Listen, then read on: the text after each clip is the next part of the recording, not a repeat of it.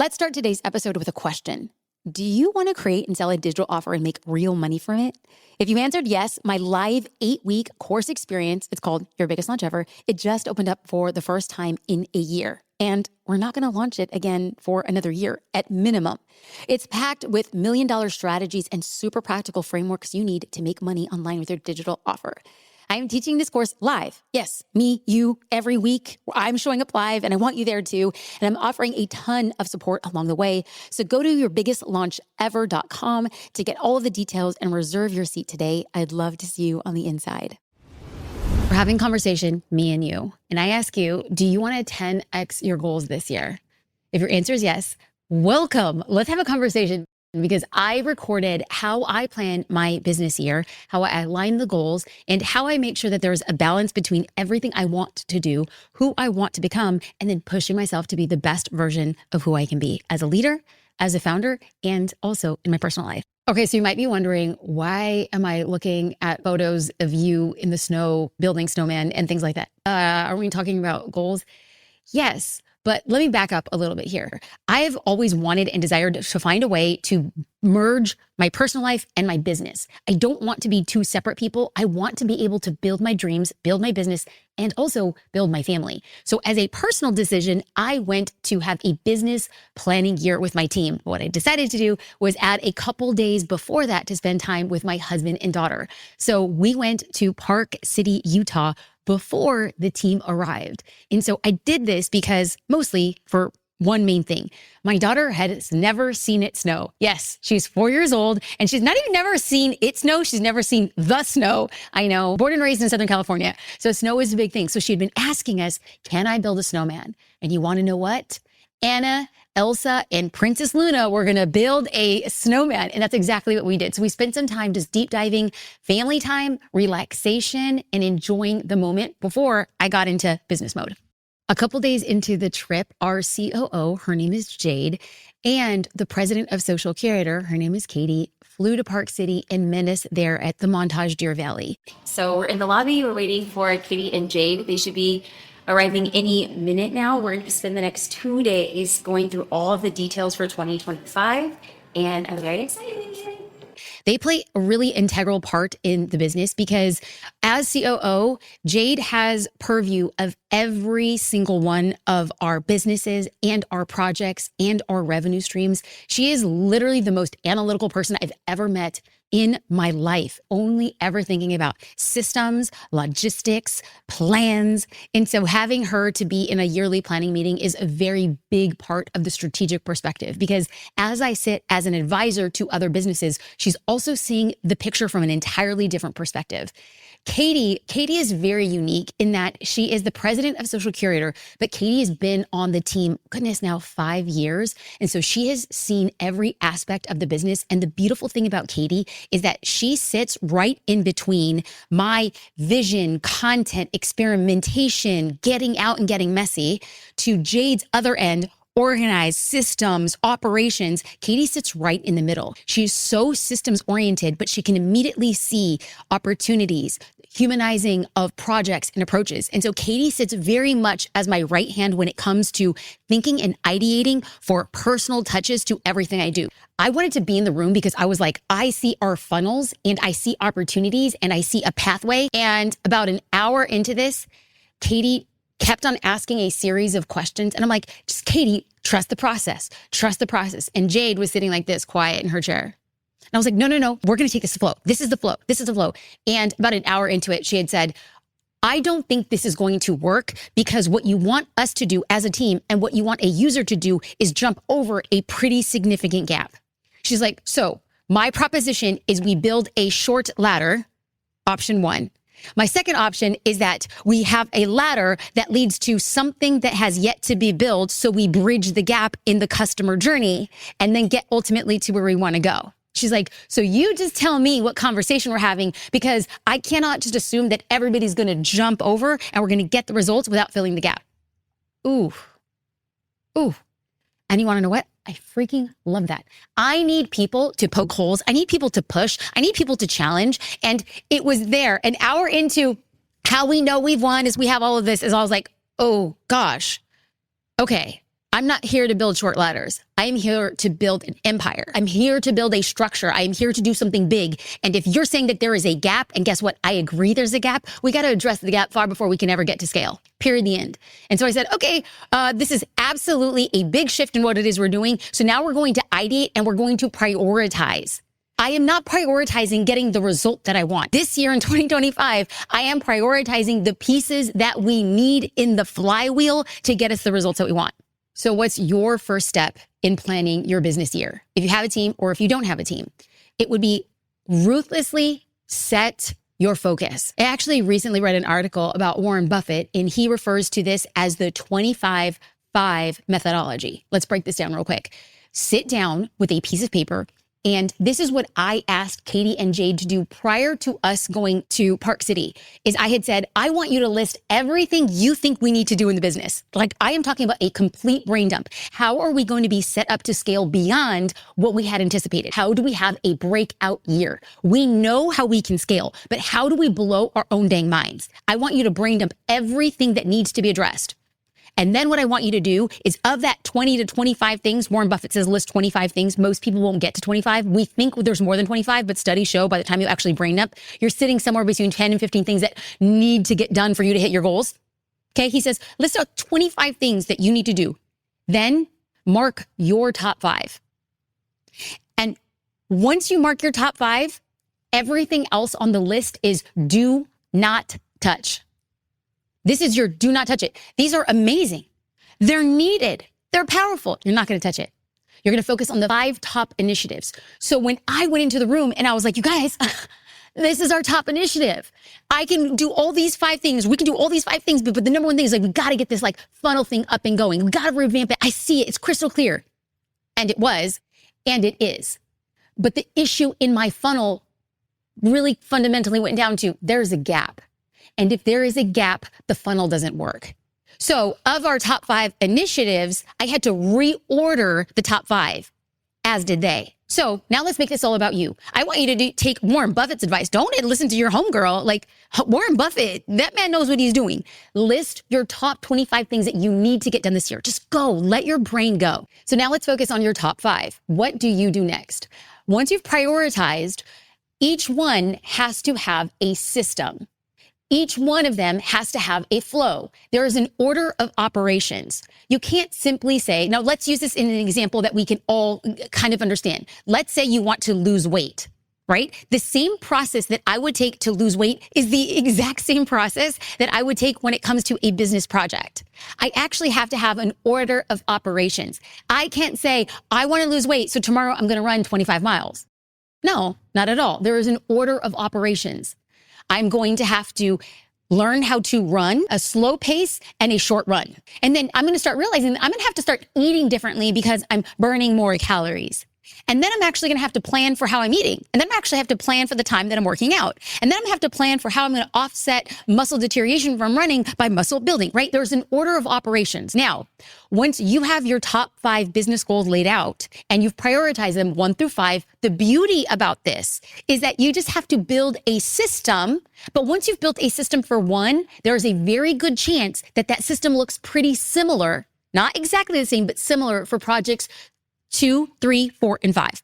So first things first, you prioritize your top objective. And let's say your top objective is to say, I need to build lead flow. I actually need to get people into my business. Great. Well, there's an order of operations. What are all the things that you need to do? Now you just brain dump again. What are all the things that you need to do to get more leads? Do you need to start creating content consistently? Do you need to start networking? Do you need to start running paid ads? Do you need to get a sales team? Do you need to get a setter? Like, list it all down. Now, here's the thing.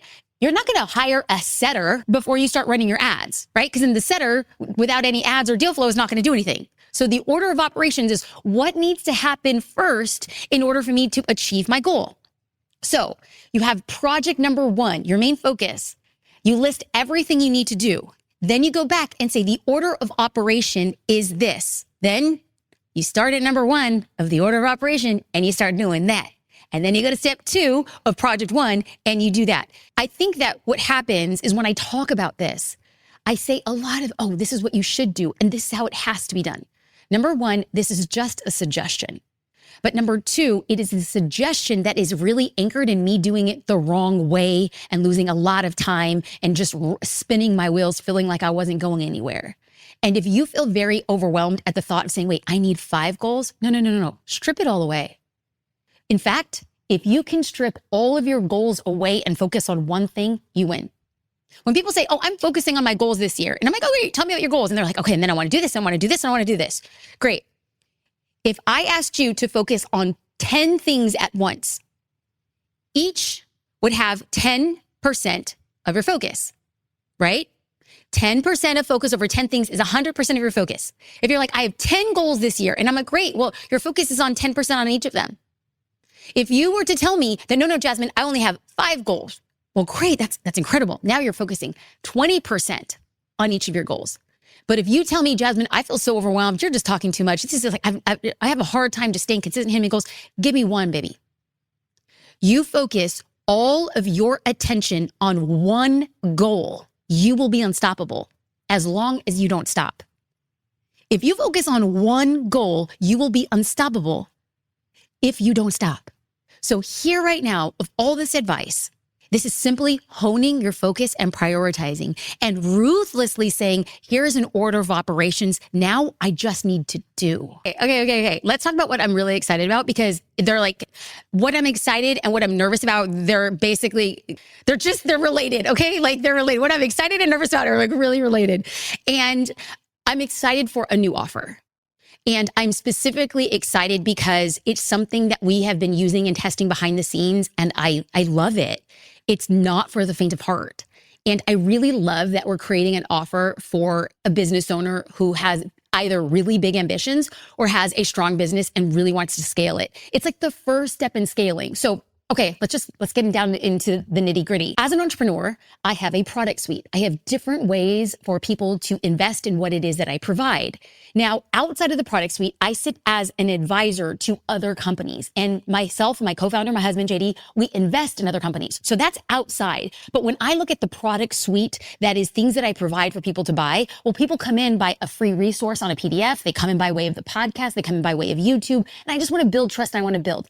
And then we also have an offer for $59 a month called Social Curator. That's on the lower end ticket. And then on the highest end ticket, we have a mastermind for $30,000 for 7-figure entrepreneurs. And so all of a sudden, we've noticed that even though we have other courses, like your biggest launch ever is $2,500, and then we have other courses that are within the $100 range, we realize that there is a gap in the person who's not necessarily beginning with a small team. There is somebody here in the middle who wants to have a closer connection, higher touch points, to be able to network with other people in that space, to be able to up-level their like digital prowess, their marketing prowess, how they're making an offer, how they're leveraging their resources. And so in my mind, I'm saying, this is the thing I'm most excited about. And it makes me the most nervous because we've never offered it. So not only are we making a new offer, we're offering it in a new way, and we're making public what we have been doing behind the scenes. So that's a very long answer, but it's very detailed, and I just want to put it all out there. A big thing I was very excited to talk about was reframing, redoing, revamping our core values. And so core values for an organization are entirely important because it becomes the benchmark in how you guide your team, but also the benchmark of how you improve or really hold your team in alignment. This is what you are about as an organization. And when we had created our core values 5 years ago, I've realized that in the last 5 years, our organization, not just the business, the entire organization has entirely changed. I have expanded. I am doing a lot of different things. So we needed a set of core values that was apart for our holding company. Like, who are we about as a holding company? All the people in each respective arm of the business are pointing to company core values.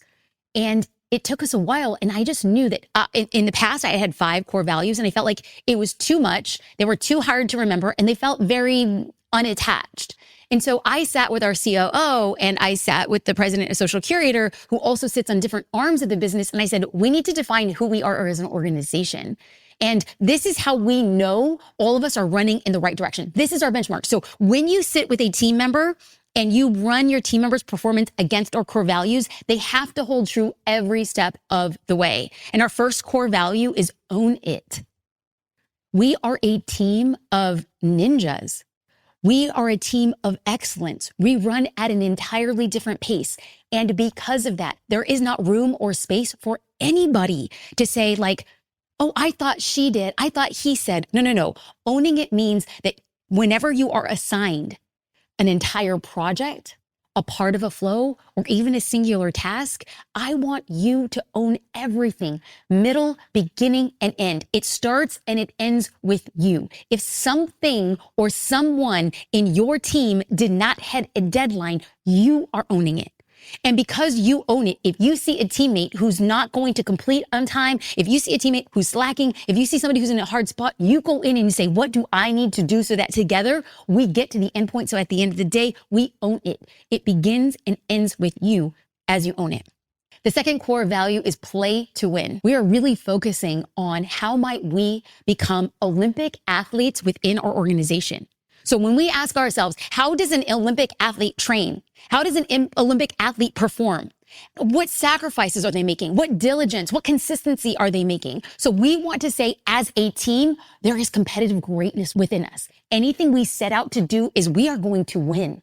But here's the thing, winning looks different for everybody. As an organization, it's our job to define what winning looks like. And we play to win. We do not mess around. The last core value is extraordinary is our baseline. As a side note, just speaking very candidly, and I take zero credit for this, in all of 2024, the thing I heard the most when it came to the team, when it came to the podcast production team, when it came to the content team, when it came to the marketing team, when it came to our customer success, I'm talking about all the teams. The thing that I heard from people who were paying customers and not, they said, your team is excellent. And that was the word we heard again and again and again. And with deep humility, I say thank you on their behalf because they are incredible.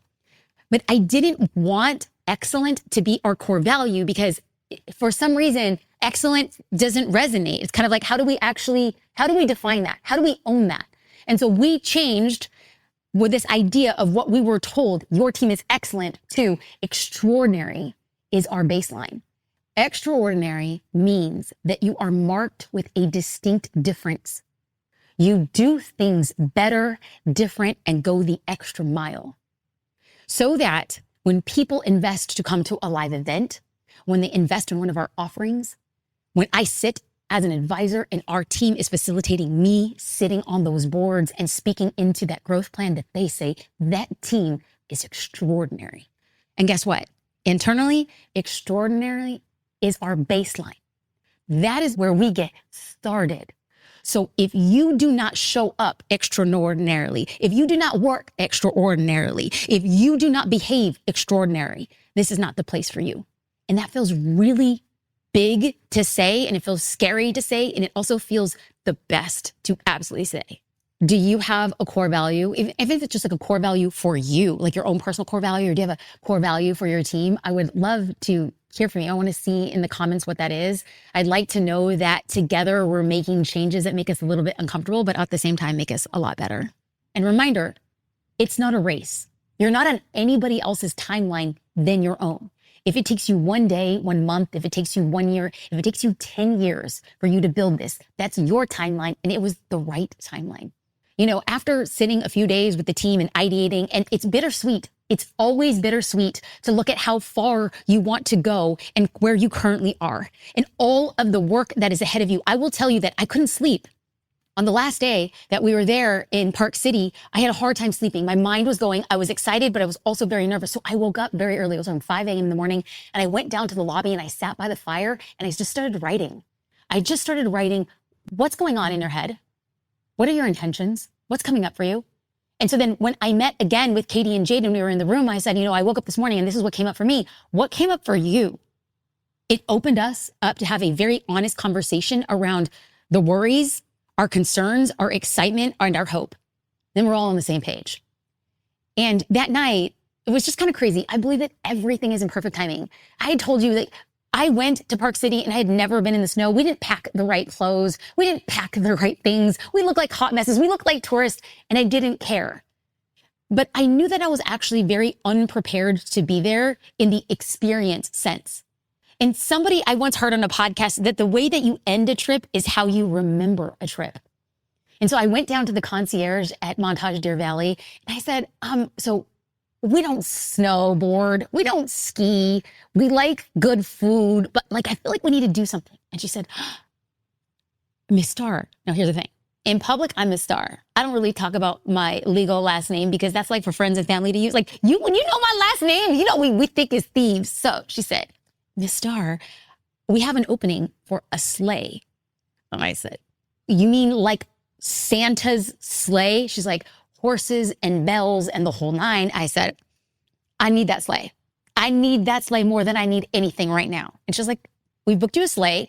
You will be dropped off in front of one of the best restaurants in Park City. I said, that's exactly what we need to do.